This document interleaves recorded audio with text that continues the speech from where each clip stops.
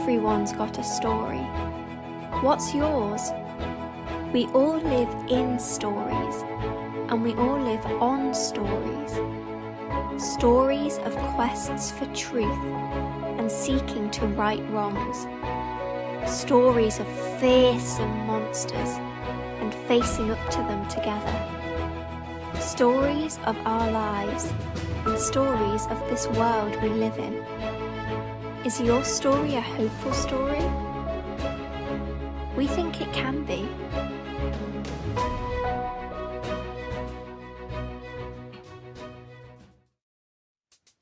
Hello everyone and welcome to Story. I'm Carrie and I'm a third year at St. John's College and I'll be taking us through the event this evening.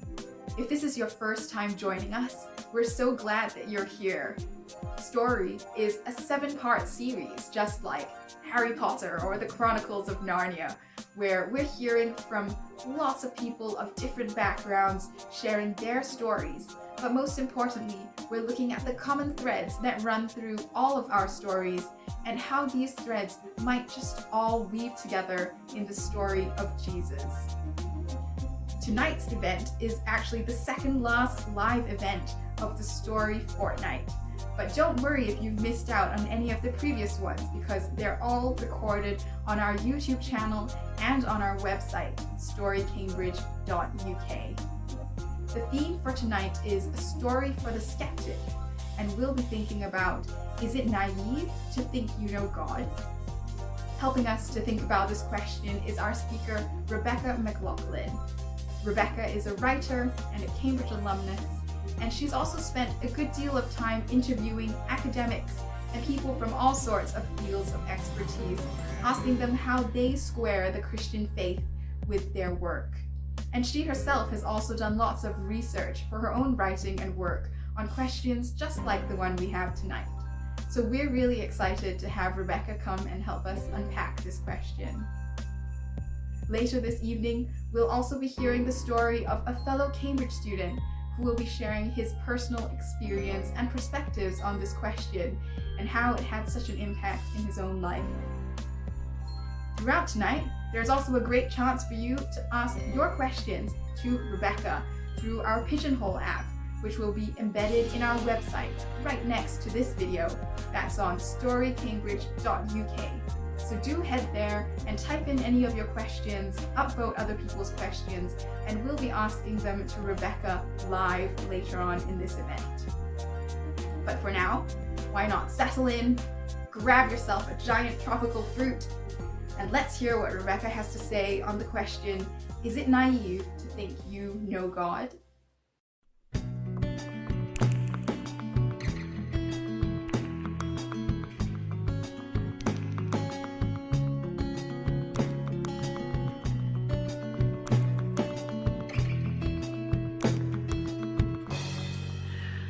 I was at Trinity for 7 years doing my undergrad and MPhil and PhD. And in my MPhil year, we had this wonderful influx of incredibly clever people from all over the world who'd come to Trinity to do their postgrad work as well.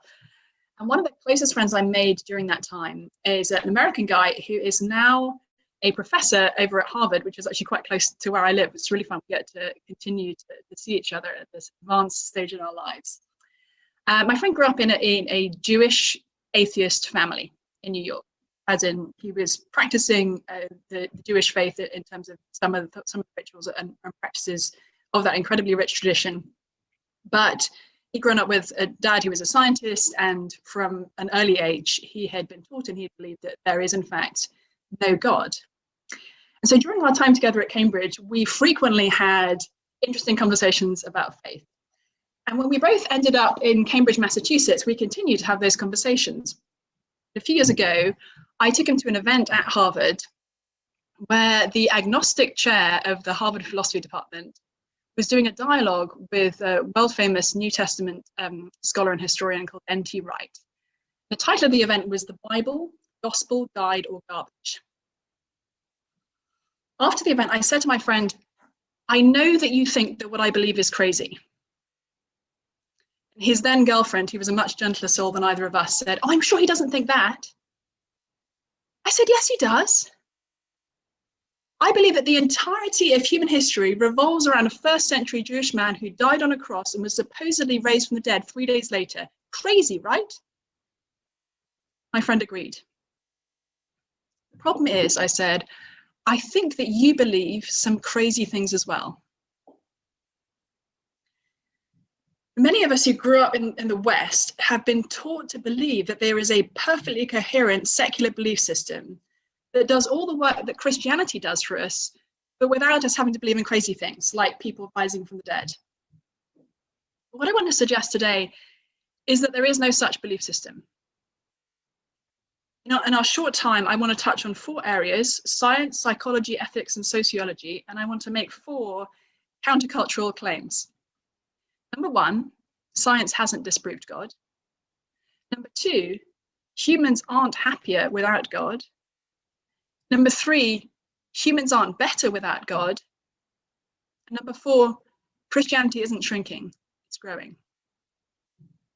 Now, speaking from a Christian perspective today, none of these claims is made actually on the basis of faith. In fact, all of them are ones which leading experts in those academic fields would also agree with. So number 1, science hasn't disproved God. New atheists like Richard Dawkins have spent decades proclaiming that science offers us an alternative hypothesis to a creator God, a hypothesis which, unlike Christianity, is backed with actual evidence. Dawkins and his friends have been proclaiming that science works and that it gives us kind of an alternative explanation for everything that used to be explained by appealing to God. So there's no longer any need for us to believe in a creator God and an infinitely intelligent being who made the universe and everyone in it. And what's more, folks like Dawkins argue that belief in a creator God is actually irrational. But there are multiple problems with this hypothesis. The first problem is that the people who first developed what we now call science, this process of testing a hypothesis against experimental data, came up with this idea because they believed in the creator God of the Bible. The person I learned this from is a guy called Hans Halvorsen, who was a professor of philosophy and maths at Princeton University. And he's probably one of the top 4 philosophers of science in the world. And Hans explains that the people who first developed the empirical method underlying what we now call science believed from the Bible that there is one God who made all things, and that this God was extremely intelligent, rational, and consistent. So they concluded that this kind of God probably made a universe that ran according to rational, consistent principles. But we, as creatures made, as the Bible puts it, in God's image, might be able to discern. But because the God of the Bible is also completely free, he could have made the universe according to whichever rules he liked. So the only way to find out what those rules and laws actually are is to go and look. And Professor Halvorsen argues not only was this the original philosophical basis for what we now call science, but that actually even today, theism provides a better philosophical foundation for science than atheism. In fact, he says atheism doesn't give us a philosophical foundation for science at all. All an atheist can say is, aren't we lucky that science works? Now, if we look back over the history of the last 400 or so years of modern science, we'll certainly see multiple examples of Christians arguing against scientific discoveries. And if we listen to new atheists like Richard Dawkins, we'll imagine that Christians like me, folks who believe in God, are a bit like children standing on a sandcastle as wave after wave of scientific discovery wears down their faith until it's flat as a pancake. That Christians like me are just too arrogant or too deluded to acknowledge that our faith has failed. But if we look more closely at the history of science, we'll find that Christians have often actually been at the forefront of scientific discovery. And that even in the supposedly science versus Christianity debates, whether it's the age of the earth or evolution or the Big Bang, there have always been serious Bible-believing Christians on both sides of the argument. In fact, I spent 9 years of my professional life working with Christian professors at world-class universities, many of them scientists. And in every scientific discipline today that is supposed to have disproved or discredited the Christian faith, be it cosmology, biology, evolutionary psychology, there are serious Christians at the top of that field. Rather than just having come from Christian families and never having got around to kind of shedding their Christian faith from childhood, many of them actually became followers of Jesus when they were already scientists. One very famous example is a man called Francis Collins, who used to be the director of the Human Genome Project that first sequenced human DNA. He's now the head of the National Institute of Health in America. So he's one of the most influential scientists in the world today. And Francis Collins came to Christ when he was a junior doctor. It was prompted by a poor, uneducated patient of his who was suffering from severe and untreatable pain, and she was crying out to Jesus in her distress. And she asked him one day, "Doctor, what do you believe?" She shared her faith in Jesus with him. And Collins remembers his face flushing as he stammered out, "I don't really know," and left the room as quickly as he could. But that simple question from a much less educated patient started him on a voyage of discovery that ended with him abandoning atheism and embracing Christianity. Science hasn't actually disproved God. In fact, contrary to Richard Dawkins and his clan, the very idea of modern science came to us from Christianity. And some of the top scientists in the world today would stake their lives on their faith in a creator God. So that's our first point. Science hasn't disproved God. A second point is this: humans aren't happier without God. And new atheists like Dawkins don't just think that the idea of the creator God is stupid and unnecessary, though they certainly do think that. We also argue for a long time that real psychological damage is done, not just by the idea of a creator God, but by the unavoidable Christian belief that you and I are deeply morally corrupt, in biblical language, sinful. Now, I have 3 kids who are 10, 8, and 2.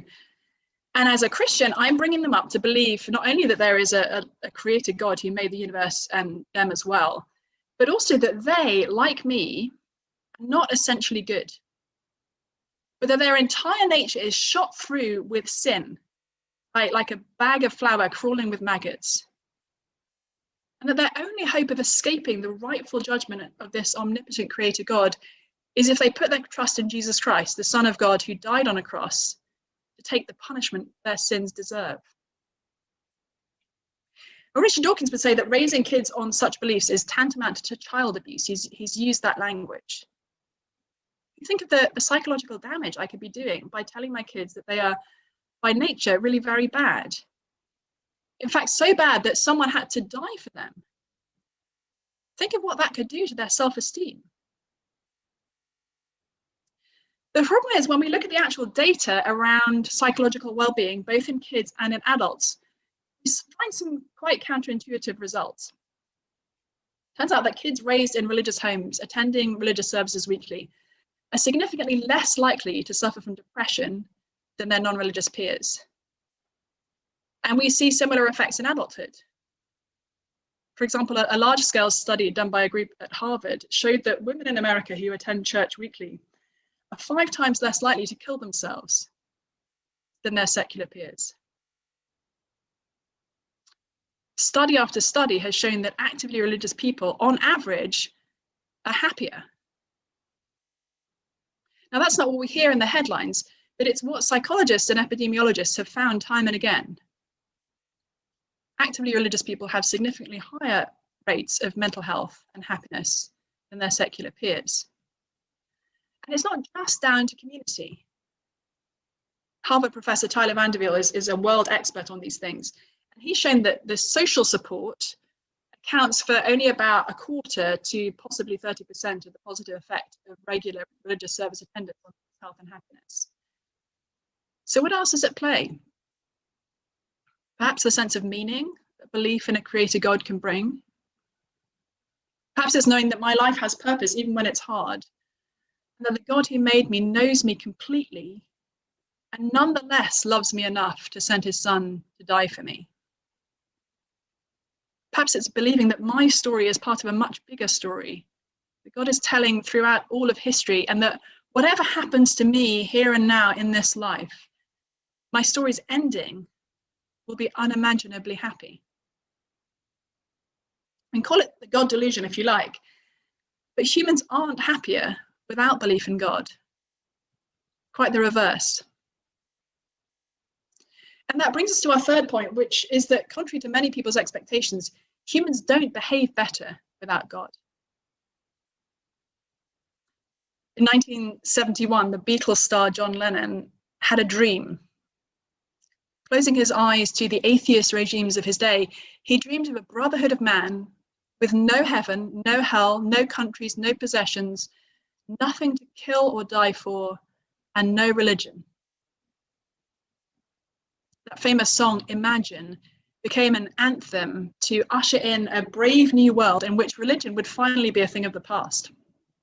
Perhaps you remember the chorus. It goes like this: "You may say that I'm a dreamer, but I'm not the only one. I hope someday you'll join us and the world will be as one." 50 years later, this brave new world has not materialized. 2 reasons. Firstly, as we'll touch on in a few minutes, the world hasn't become less religious, and it isn't going to anytime soon. I'll give evidence for that in the last point. But secondly, this brave, new, better, non-religious world hasn't come to be because taking away religion doesn't seem to make people better in moral terms. Even Richard Dawkins, in his latest book, Outgrowing God, A Beginner's Guide, had to acknowledge the evidence that religious people tend to behave better than non-religious folks. He says he finds it rather patronizing to say, well, of course, you and I are too intelligent to believe in God, but we think that it would be a good idea if other people did. But in light of the evidence, that's actually the most rational position for a convinced atheist to take. Looking at data from America, where I now live, atheist social psychologist Jonathan Haidt puts it like this: surveys have long shown that religious believers in the US are happier, healthier, longer lived, and more generous to charity and to each other than are secular people. Religious believers give more money than secular folk to secular charities and to their neighbours. They give more of their time too, and of their blood. And when we dig down through the topsoil of ethics, we find an even bigger problem for atheists, like my Harvard science professor friend. It's not just that religious people tend to behave better towards their fellow humans in a range of ways. It turns out that even our definitions of what it means to behave ethically have come to us from Christianity. I mentioned this in one of my earlier Story Week talks, but it bears repeating because it's so little known. Moral truths that we hold to be self-evident, like the idea that all human beings have equal worth, regardless of their race or sex or age or capabilities, or the idea that the strong and rich and powerful have a moral responsibility to care for and not trample on the weak and the poor and the dispossessed. The idea of basic universal human rights, all of these came to us from Christianity. And without Christianity, we have no fundamental reason to believe them anymore. As atheist historian Yuval Noah Harari puts it, Homo sapiens has no natural rights, just as chimpanzees, hyenas, and spiders have no natural rights. It was realizing this that drove a friend of mine from my PhD days from atheism to Christianity. Sarah Irving Stonebrecker is now a history professor at a university in Australia where she comes from. She was a convinced atheist when she came to Cambridge to do her PhD in philosophy, history of science. She was a convinced atheist when she went to Oxford to do her postdoc. While she was at Oxford, she went to a series of lectures by a fellow Australian, the world-famous atheist philosopher Peter Singer. And as Sarah listened to Singer talk, she experienced what she later described as a kind of intellectual vertigo, as she realized that her atheism actually stuck a knife in the back of her deepest moral beliefs. She'd thought that Christianity was the enemy of racial justice, care for the poor, equality for men and women. But she gradually discovered it was the basis for those things. And so she ended up becoming a Christian. She describes that her process of discovering Christianity like this. Christianity was, to my surprise, radical. Far more radical than the leftist ideologies with which I had previously been enamored. The love of God was unlike anything which I expected or of which I could make sense. In becoming fully human in Jesus, God behaved decidedly unlike a God. Why deign to walk through death's dark valley or hold weeping limbs of lepers if you are God? Why submit to humiliation and death on a cross in order to save those who hate you? God suffered punishment in our place because of a radical love. This sacrificial love is utterly opposed to the individualism, consumerism, exploitation, and objectification of our culture. As Sarah realized, that the sacrifice of Jesus on the cross lies at the heart of Christian ethics. This is how we know what love is, wrote John, one of Jesus's first disciples, that Jesus Christ laid down his life for us. So we ought to lay down our lives for each other. And don't get me wrong, I've been a Christian for as long as I can remember. And I fail to live like this day in, day out. If you knew my thoughts, you'd probably be shocked by how morally bad I am. The message of Christianity is not that we Christians think we're so good that we get to live with God forevermore. It's that we realize we're so bad that Jesus had to die for us to make us right with God. But owning Jesus as your Lord means you have to take seriously his call to sacrificial love. And all the data shows that humans don't behave better without such beliefs.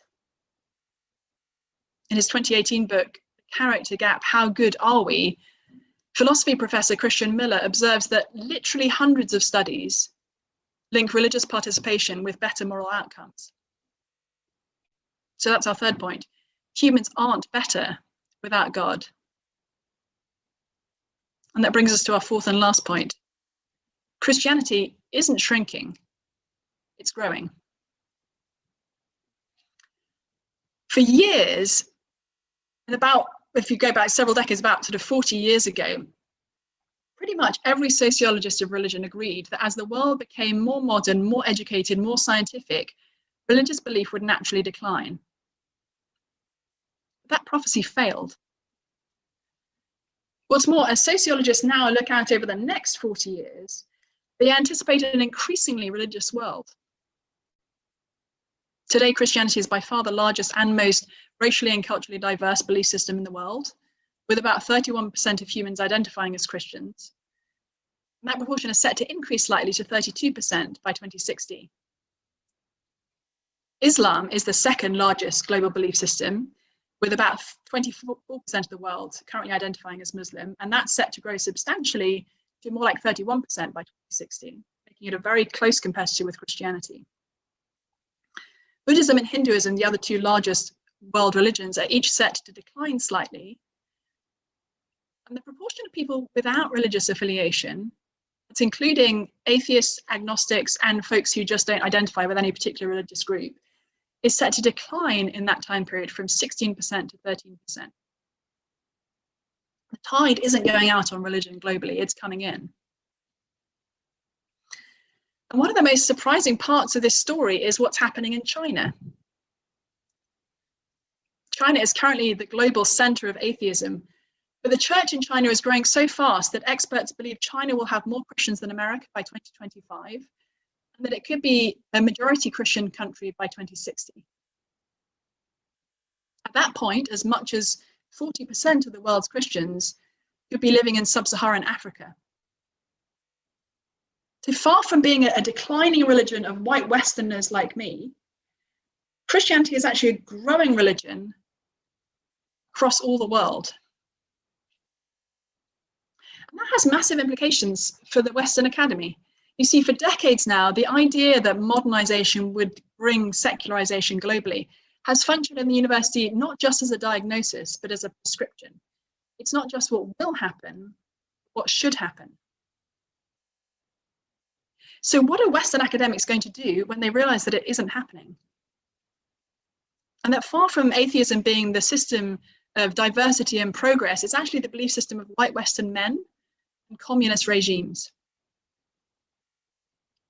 Professor Fan Gangyang is a leading sociologist of religion in China, and he argues that the Western Academy is going to have to go through a paradigm shift, much like a scientific revolution, that's his language, when the failure of the secularization hypothesis comes home to roost.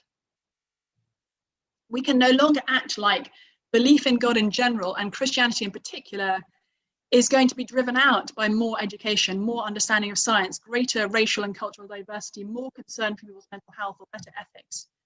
Because Christianity, it turns out, is by any reasonable measure, the greatest intellectual movement in all of history. Is it crazy for me to believe that a Middle Eastern Jewish man who lived 2,000 years ago was truly the creator God in human form? Yes. Is it crazy for me to believe that his death on the cross paid the price for my sin and for yours, so that anyone who trusts in him can be forgiven by God? Yes. Is it crazy for me to believe that this man Jesus was raised from the dead to conquer death and bring new life to broken people? Yes, all these are crazy, unbelievable beliefs. But friends, there is no more rational alternative. Francis Collins, who I mentioned earlier, the director of the National Institute of Health in America, one of the most influential scientists in the world today, who became a Christian in his 20s, he was interviewed last year about his faith journey, and he said this: challenged by one of my patients to describe what I believed about God, I realized my atheism was dangerously thin.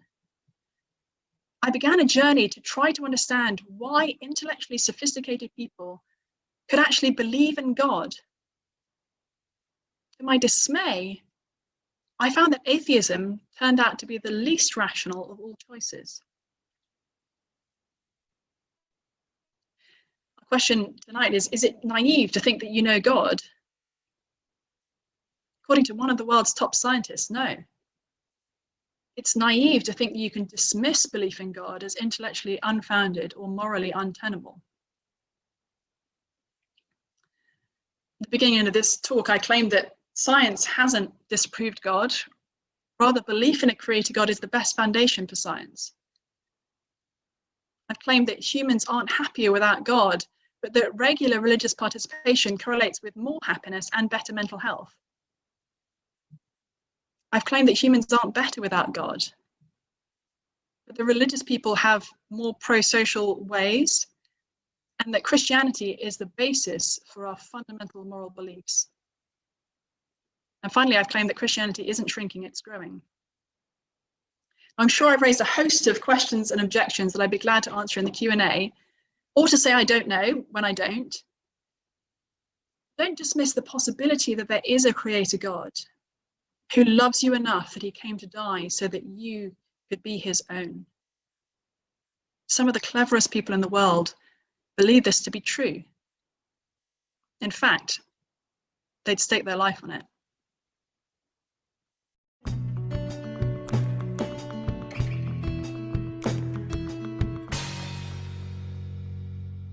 Thank you, Rebecca, for helping us to think about that question. I'm sure that as you were listening, probably more questions have popped into your mind. So do feel free to head to the Pigeonhole app in our website and to submit your questions to Rebecca so that we can hear her answer them in the live Q&A section later.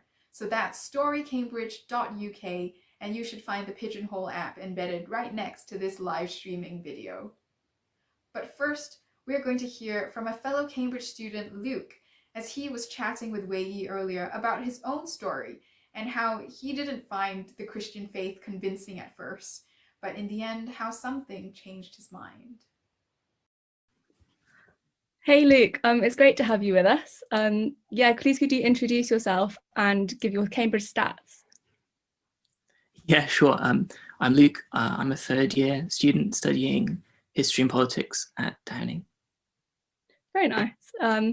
Cool. So yeah, Luke, we've heard Rebecca saying that it's not naive to know God, or to think that we can know God. As you were growing up, what would you have made of that claim?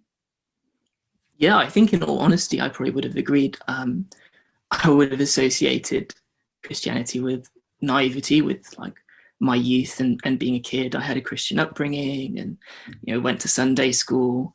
Like I made a loose commitment to being a Christian, saying a prayer along with a kind of a character on a Christian kids TV show that I was watching. But I didn't then carry that commitment through as I grew older. My commitment wasn't to living for Christ or anything like that, but it was to living for myself, focus on my studies, and my football and on other things. And that kind of manifested itself in some arrogance and selfishness and angst. So yeah, as like a sixth former, as a secondary school student, I was very skeptical about Christianity, about faith. Although I suppose that kind of dovetailed quite nicely with my personal preferences and with my lifestyle. I wasn't, you know, a militant atheist or anything like that. I wasn't trying to make the case for some kind of alternative. It was just that I needed to disprove Christianity enough to myself to avoid inconvenience. Although I suppose even when I was prepared to kind of give Christianity a fair hearing, I struggled with this idea of faith, because I knew from my upbringing that Christianity, to be a Christian, you had to believe in your heart that Jesus died, that he rose again, and all of the implications of that.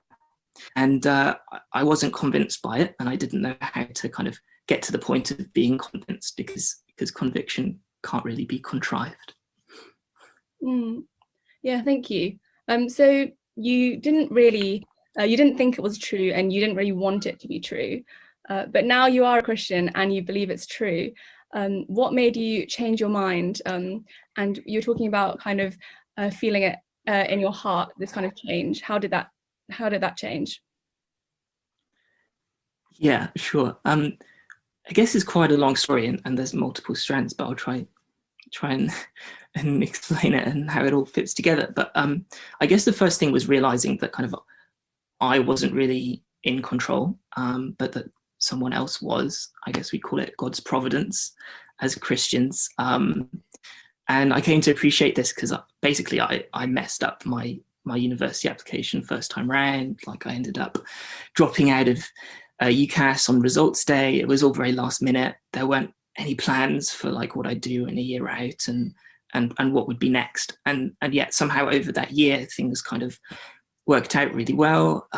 Things lined up, and I hadn't lined them up personally. And I don't think it's explainable really by luck or anything like that, because of all the things that had to line up.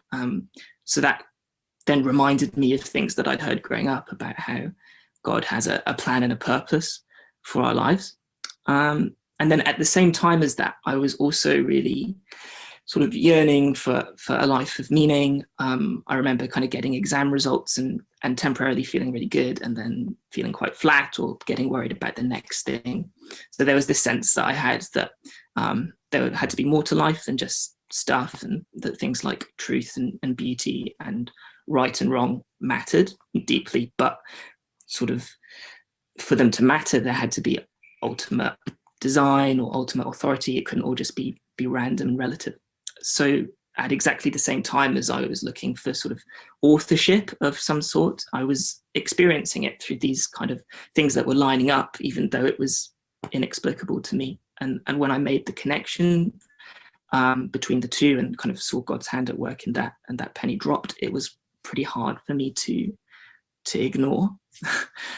Although I would just say that that's not like a universal experience for Christians, and if the people watching like know any Christians themselves, they should totally ask them about their own experience and find out more, because what kind of brought me back to Christianity and going to church isn't the same things as kind of lead me on now. It's not about, you know, material benefits, worldly success, theoretical solace.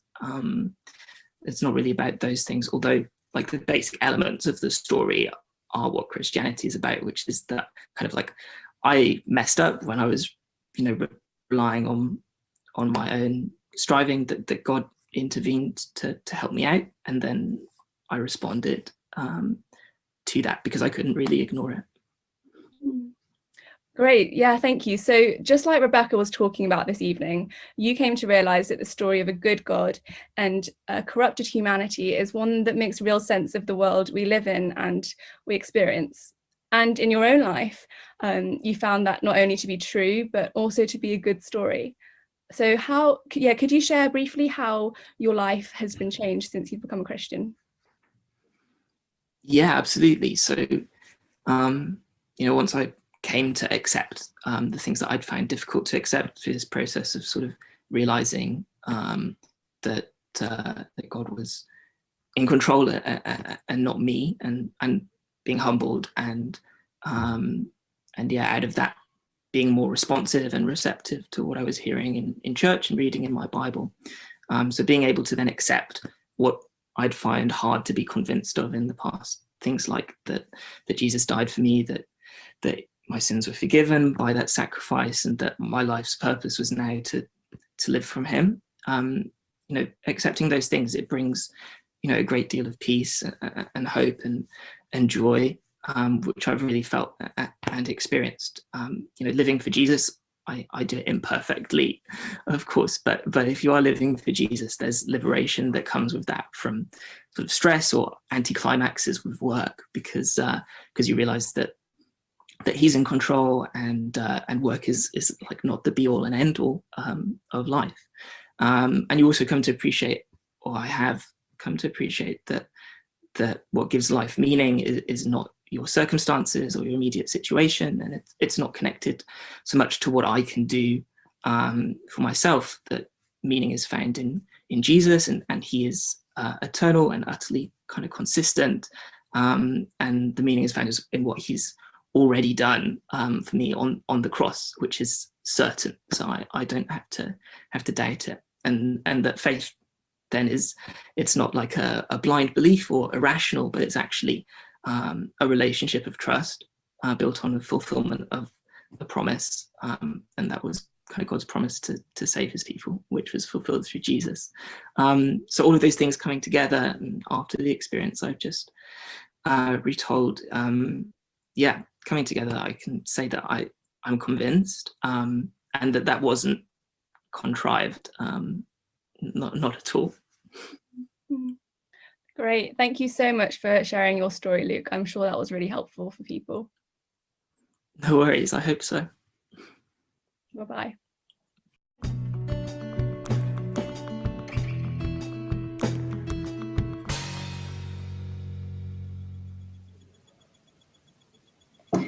Great. Well, that was a great story to hear. And now I'm here with Rebecca for the live Q&A section. So if you guys haven't started submitting your questions yet in the Pigeonhole app, go ahead and do that. But I've seen that we do have quite a few questions that have come in already. So let's just dive straight in. The top voted question right now says, why should one believe in the Christian God instead of other religions? This is a super important question, and one that we can approach from so many different angles, some of which I try to lay out in my talk. I think sometimes what's at the heart of that question is, there are so many religions in the world. You might say, how do I know that one is true and others aren't? It sort of seems like maybe more of a cultural difference sort of truth than an objective sort of truth. So, for example, my kids are objectively the most beautiful children in the world, but I kind of know that I believe that, and other people may believe the same thing about their kids, and that's okay. These different kinds of truth can exist simultaneously, and it doesn't matter that we disagree on these things. When it comes to religious truth, I think there are real objective universal claims being made, and so we do have to choose between different world religions. As I mentioned earlier, the major world religions in terms of the proportion of people across the planet who believe them are Christianity, then Islam, then Hinduism, then Buddhism. So if we ask the question, why would one believe in Christianity rather than others? Number one, it's the largest and most diverse belief system. I actually think that second piece is as important as the first, because unlike Hinduism, which is almost exclusively confined to India and Nepal, it's very much kind of localized religious tradition. Christianity is actually spread all over the world in all sorts of different cultural contexts, And I know personally, when I meet people from totally different parts of the world who've grown up in very different places, had very different life experiences, and yet they seem to know the same Jesus, that's actually one of the reasons that I find the Christian faith so compelling, is being able to see that this is something that actually isn't dependent on one particular culture or one particular place. We might ask moral questions about different world religions, and as I mentioned in the talk, our moral sensibilities actually have been very shaped by Christianity, whether we realize it or not. So you could say, well, it's assuming what you're trying to prove, that you might be more drawn to a religion which says that all human beings are equally morally valuable, or that men and women are equal, or that racism is wrong, or that care for the poor and the weak and the marginalized is actually really important and they can't be sort of trampled and excluded. But if you look with those lenses on, then you'll find that actually Christianity is the most compelling of the major world religions. And I think, again, going back to that question about, well, why do we even have to choose between different world religions? Can't we sort of either say that they could be all true, or frankly, honestly, that probably none of them are true because there are so many different claims on truth here? I think a good question to ask is a historical question around the central historical claim of the Christian faith, which is that Jesus rose from the dead. And this was actually a conversation I went on to have with my friend I mentioned at the beginning of the talk, who's a science professor at Harvard, because his girlfriend, he didn't want to believe in God at all. She said, I want to believe that all religions are basically compatible, or at least we don't really have to choose. And I said to her, look, Christians claim that Jesus literally physically rose from the dead 2,000 years ago. Jews and atheists and Buddhists and Hindus, for that matter, say that Jesus died and didn't rise from the dead. And Muslims say that Jesus didn't actually die, but just seemed to, and then was taken to heaven. So there we have different claims being made about an actual historical event. And we can't say that they're all true, because Jesus was either physically rose from the dead or he wasn't. And if that isn't true, then Christianity is dead in the water. But I think if we look with the lens of, whether it's a moral lens, whether it's a lens, as I've argued, Christianity giving us a basis for science, whether it's a question about diversity, justice, these kinds of questions, I think actually Christianity comes out extremely well from any fair comparison between different perspectives. Yeah, thanks. I think another thing that I've heard is, like, if you need to start somewhere, Christianity, if you investigate the person of Jesus, then that's a pretty solid starting point. You either eliminate it or you'll find that there's something there that's true. Yeah, agreed. Yeah, and so I think the next question leads on pretty well from this. So it asks, why does the expansion of religion apply and imply anything about the correctness of the belief that we can know about God? In and of itself, it doesn't prove anything. I agree. All the people in the world could believe something that turns out to be untrue. So it doesn't make the case for something's truth or otherwise. I think what it does is tell us whether we need to take seriously the claims that are being made. So if there was a claim about history, for example, that was made only by a tiny minority of historians in the world, they could be right, all the other historians could be wrong. But we'd probably take seriously the claim of the majority of historians. What is the most popular view on this question? And I think many of us, and it was certainly true of me, grew up in sort of social contexts where actually the general message was belief in God in general, Christianity in particular, is declining. And honestly, we don't need to take it that seriously. Like, probably once our children or grandchildren have grown up, the idea of truly believing that Jesus was actually raised from the dead will seem, absurd to grown-ups in those days. And the fact that that really doesn't seem to be the case, at least for me, is a compelling reason to actually look into Christianity. I agree, it doesn't prove that Christianity is true, or even that belief in God is right. But the fact that Christianity is growing while atheism is shrinking suggests to me that we can't just assume that atheism is the default setting that everyone agrees on. It's actually kind of a white Western stroke communist regime sort of way of thinking. Mm. All right. Yeah. The next question is slightly different. So it says, is there a way to test if we really know God, if we feel uncertain that he's there, but want him to be? Gosh, yeah, that's an interesting question, and it's one a friend of mine who's a professor at Oxford. Sorry to mention the other place, but the way that he describes knowing about the relationship with God or entering into a relationship with God is a little bit like getting married. His name's Ard Louis, if you're interested. He's a physics professor over at the other place, and he said, before he got married to his wife, he had reason to believe that being married to her would be a good thing, but he hadn't actually experienced it to know. And it took him making that commitment of getting married to actually experience what it was like to be married to her. And similarly, if we truly commit to putting our trust in Jesus and starting to live like that's true, like that's real, I think that's when we'll start to find the experiential evidence for the truth of what we believe. If that makes sense. It's obviously a very, in some ways, a very kind of personal question, and people sometimes feel unsure about the truthfulness of their belief in Jesus because they're so conscious of their own sin, actually, or they're so conscious of ways in which they doubt and they struggle to believe. And I think if that's where this question is coming from, I'd say if you put your trust in Jesus as your savior and you believe that he died on the cross and was raised from the dead, you want to live with him as king, then you can be fully confident in that, however much your life looks bad today. Yeah, and there's another question that is sort of in a similar idea of these personal experiences. So it asks, for personal experiences which are used as evidence for God, how do we know that this is actually God and not just a placebo effect or the power of suggestion? Yeah, we don't. That's also kind of true of every other sort of experience that we might have. It's been fascinating to me reading some of the leading sort of atheist thinkers at the moment. So folks like Sam Harris, who will argue that free will is completely a delusion. Like we don't actually have any real moral agency or any other kind of agency, and we just sort of think we do.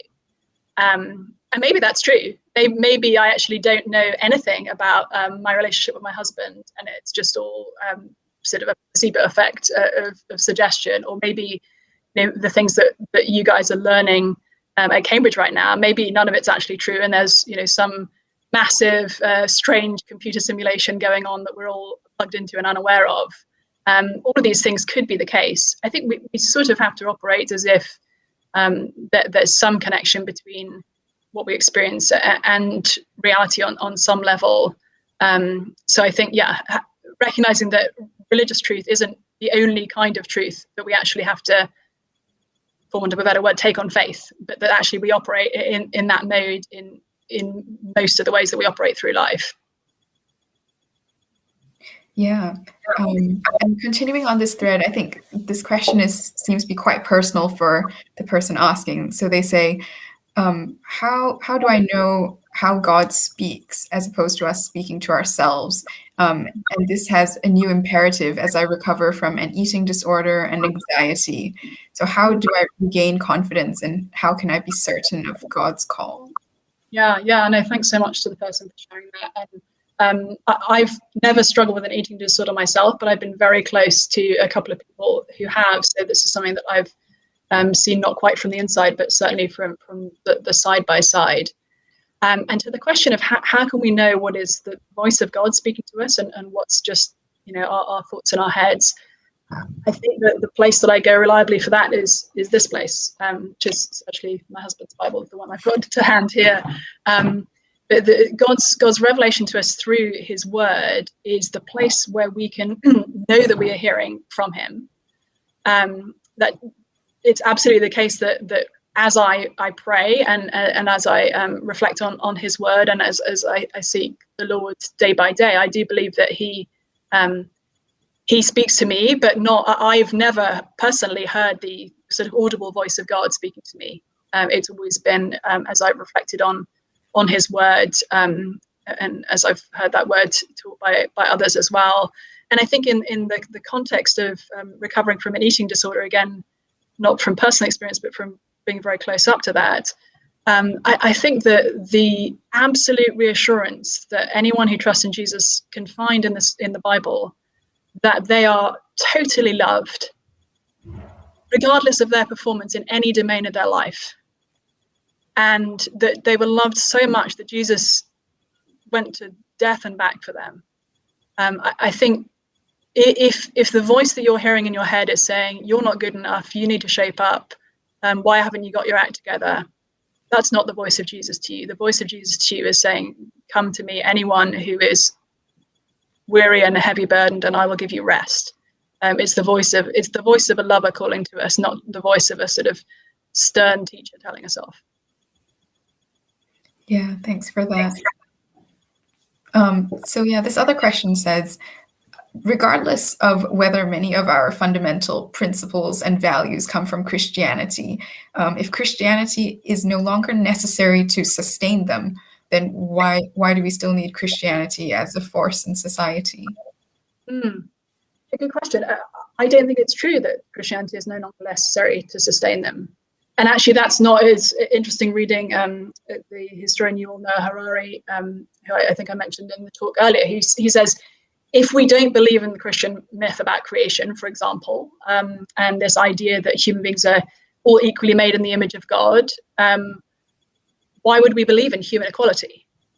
I actually think we do still need Christianity to support these things. It's a little bit like, I don't know if you ever played Jenga, but there's one approach that says, we can just kind of slide the little building block of Jesus out of the moral structure, and if anything, we can build a higher moral tower without it.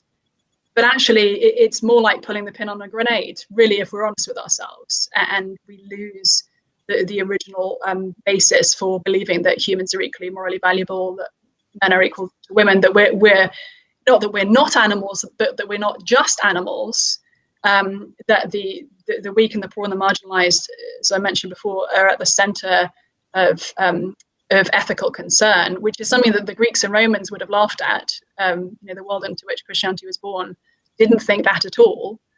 And frankly, plenty of societies around the world today, that's not even an aspiration. So I think we are naive to think that we really can pull Christianity out and still have the values that it kind of uniquely gives us. In fact, a British historian, Tom Holland, who's read a long book, Dominion, How the Christian Revolution Remade the World, not as a Christian, but I think is very close to becoming a Christian now.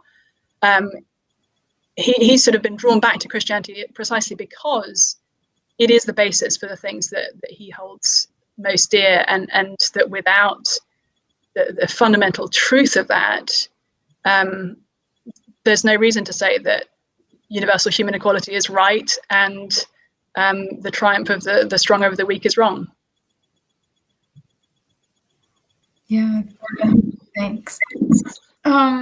Wait, let me just track where these questions are all going. So there's one that says, I can see how an atheist dismissing the possibility of God is irrational, but surely agnosticism is rational. It says that, after all, is what Sextus Empiricus skepticism was all about, suspending belief. Yeah, it's interesting. One of my friends, one of the only people actually who knew both me and my husband before we knew each other, I think I may have mentioned her in the talk as well, my friend Sarah Irving Stonebrecker. She came to Cambridge as an atheist, got challenged at Oxford on her atheist beliefs, and sort of found herself in a place where she was identifying as an agnostic. And she was at a dinner with a bunch of, she was a history of science graduate student at that point, and she found herself at this dinner with a bunch of professors, and one who was a scientist said, what do you believe? And she said, I'm an agnostic. And he said, are you sure you want to sit on the fence? And it really kind of pulled the rug from under her feet, because she realized that actually if her atheism had failed to ground the things that she most deeply believed about justice, and Christianity did ground those things, then just sort of hovering in this space of non-belief, non-commitment, I guess, was really like sitting on a fence that wasn't really there to support her intellectual weight. And so sure, we can all take the view that, we don't know if there's a God or not, and we're not really going to spend our time sort of seeking earnestly for an answer to that question, but we're going to be satisfied with kind of not knowing. And while I think there's a virtue in intellectual humility, I don't think that actually lands us in a very intellectually, emotionally, personally satisfying space. Yeah, definitely agree. So this other question says, to what extent are the benefits of religion exclusive to Christianity? If they're universal to all religious people, then why would this lend credence to Christianity in particular? Yeah, great question. And if you look at the studies that have been done, and I saw somebody was asking a question about what those were, they're all listed in my book, or you can go to Tyler Vanderveel's webpage at Harvard. He lists a number of them that he's been involved in. Most of the studies have been done on Christianity, just partly because it's the largest sort of belief system around. But somebody who is going to Jewish services every week, for example, can expect to see similar benefits on average versus somebody who's going to church. So my point there is less, therefore Christianity is necessarily true or the only thing that could be good for you religiously, but that religious participation specifically versus just like going to a golf club once a week and seeing the same people and enjoying the same sort of social contact does seem to be good for us. And I think, again, that less is, saying Christianity is therefore right, and more saying, maybe we should consider religious practice as something that actually leads to human flourishing rather than human kind of psychological withering, which is, again, something that I grew up very much in an ecosystem that thought, along with Richard Dawkins, that religion was probably sort of psychologically bad for us. One of the things that Jonathan Haidt, an atheist social psychologist over here in the US, who I mentioned earlier as well, says humans need a small number of things. We need sort of psychologically, we need meaningful work, we need love, and we need to be part of something that's bigger than we are. And religious belief obviously gives us all of those things together. And so I think that to me would push me to think, okay, I need to then take seriously the different religious claims and see which seems most plausible versus just assuming that not participating in any kind of religious worship is going to be sort of best for me or my future family. Yeah. This question here says, science may not disprove God, but does it contradict what is said in the Bible? It says, i.e., the world is flat. How do we know what is metaphorical or not? Yeah, such a good question. I think was mentioned at the beginning, I studied English literature for 7 years at Trinity, and most of my PhD was on metaphors. And one of the things that was really fun for me going from doing a PhD on Shakespeare and metaphor to going to theological college was just really seeing how Jesus loves metaphors even more than Shakespeare does, actually. So getting a handle on the ways in which Jesus taught profound and often quite controversial truth through metaphors gave me a deeper insight into the kinds of ways in which the Bible often speaks to us. Now, you don't have to know much about Christianity to know that Christians have been arguing about exactly how to interpret the first couple of chapters of Genesis since at least the 4th century, when Augustine of Hippo, one of the early church fathers based in Africa, was writing about this. And so there have always been sort of hot and vigorous debates between Christians as to exactly how we should interpret these texts. And even if we leave the discoveries of modern science aside, if you just read Genesis 1-3 on its own terms, you'll actually find that it forces you in certain places not to take it literally in a simplistic kind of way. And I think if you're interested in exploring the Christian faith, it'd be really fun to read the first few chapters of Genesis and to understand a little bit more about the cultural context into which they were written. I think it's fair to say that the primary purpose of Genesis 1, which talks about God creating the earth in 6 days, and then in Genesis 2 resting on the 7th, is not actually, the primary purpose is not to teach us about science, it's actually to teach us about our relationship with God and with each other. Now, that doesn't mean it has nothing to do with science, but actually that's not the prime purpose of it. A little bit like when I put my kids to bed at night, I could, give them a little scientific lecture as I sort of tuck them in and say, you guys are Homo sapiens, and I'm your female progenitor, and your male progenitor is in the other room putting the baby down. But instead I say, I'm your mother and I love you. And I think the first chapter of Genesis is actually more telling us about how God relates to us and to creation than it is telling us about exactly how he created what he did. Yeah, so overall, would you say that science contradicts things in the Bible? Not properly understood, no. And again, I acknowledge that if we look at the Bible, in the vast majority of cases, it's actually quite straightforward to tell whether the Bible is talking to us through a sort of literal language, whether it's speaking to us through a metaphor, or whether it's speaking to us through a parable. You may be familiar with the fact that Jesus told a lot of stories sort of known as parables. There are a few places in the Bible where actually Christians really disagree about whether we should read a text in one of these, in which of these ways. And it's certainly true there are some ways to read certain texts in the Bible that could end up with saying, oh, well, I have to choose between what science is saying here and what the scriptures are saying here. But it's something that I think, as I say, Christians had argued about internally for hundreds of years, and leading Christian scientists today would have interesting things to say about how they relate their own faith to their understanding of science. And I don't know a single leading Christian scientist, and I know quite a few, who have actually found modern science to be problematic in terms of their beliefs. Yeah, and so I think to end off, I'll just throw this one more question at you, which says, doesn't the diversity of beliefs, kind of like what you were talking about within Christianity, undermine the idea that it presents a cohesive truth?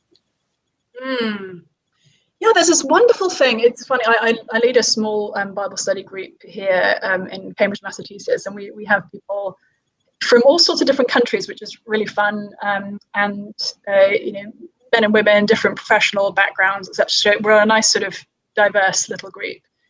And we were talking the other day about the times in the Bible, and the New Testament in particular, where Christians are called to unity.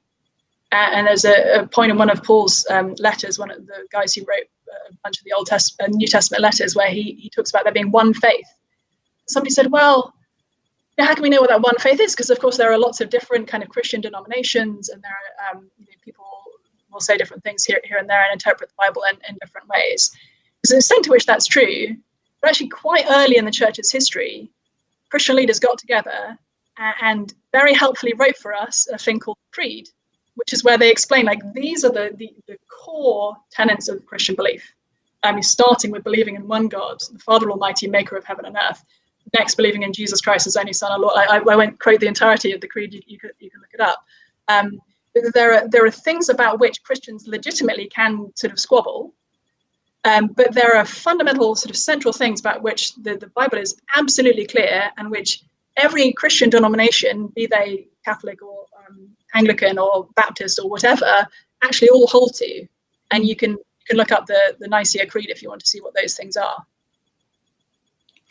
Yeah, thank you for that. I think that is all the time that we have for the Q&A, although I saw that there are a lot of questions, and we're so sorry that we didn't manage to get through all of them. And yeah, thank you so much for joining us over these few evenings, Rebecca. We've really enjoyed having you with us. Thanks for giving your time up to be with us on your, well, it's not an evening for you, I suppose. Well, yeah, you're so welcome, Karen. For folks who do have more questions, I wrote a longish but not overly long book addressing a lot of these things, where you'll find all the footnotes you might be interested in. So I think there are copies of Finding Christianity available for anyone who, if you're a current Cambridge student and you'd like to get a free copy, then do message. Carrie can tell us exactly how I think it's. So on our website, if you scroll to the bottom or you go to the Find Out More tab or even the Bookstall tab, basically, as long as there's a Google form, just find any sort of free text box and just type in, like, I'd like a copy of Rebecca's book. It's called Confronting Christianity, and we'll try to make sure that copies are available, and we'll get them to you that kind of thing. Yeah, so and just go to our website, click find out more, and there'll be something there. Yeah, so I guess before we end, I'll just say a few more things. So here at Story, we don't want this to sort of just be a few events and that's it. We really want this to be a start of the conversation. So if you're up for continuing the conversation, whether you have more questions that we haven't managed to answer, or other topics that we haven't addressed, or anything that you'd like to dig deeper into, we're going to be hosting a Zoom discussion group that will be ongoing through the rest of this term. And we'd really like to invite any of you to come join, like from any background, whatever your beliefs, perspectives are, just come along. It'll be very informal. We'll be looking at a bit more of the story of Jesus and digging into that, having some discussions and lots of time for questions. Yeah, so we'd really love if you could come along to that. And if you go to the Find Out More tab that I was saying on our website, storycambridge.uk, in the Google form, you can just indicate that you're interested. It's not a binding commitment, but just let us know and we'll try to arrange it at a time that suits you, that kind of thing. Yeah, so do get in touch if you'd like that. And there are also lots of other ways that you can find out more, whether you'd like to just get in touch with one specific person, or if you want to order any of our books on the bookstall. And so all of that is on our website. So just have a look around and see what interests you. Yes, and although this is the second last evening of Story, we still have one more event, which will kind of be our grand finale. That's happening on Friday with our other speaker, Pete Dre, who will be finishing up his series on some of the common plot lines that we see in stories all around us. And he'll be talking on the theme of rebirth and the power of second chances. And we'll also be getting to hear an interview with Shane Taylor, who is an ex-violent criminal. And I'm really excited to hear what he's going to say. And also for tonight, the night is still young. There's still more going on after this. In a few minutes, there'll be the next episode of the Luke Experiment premiering. The Luke Experiment is just a bunch of Cambridge students who got together and decided they wanted to read out Luke's account of Jesus' life by dramatizing it with narration and the different voices. And so I think now with the 6th part out of 7, it's kind of reaching the climax, getting exciting. So if you guys haven't tuned in yet, it would be a great time to do that. And yeah, so I think that's all for us for tonight, all from us for tonight. And thanks so much for tuning in. Hope to see you again on Friday and beyond that as well. Bye-bye.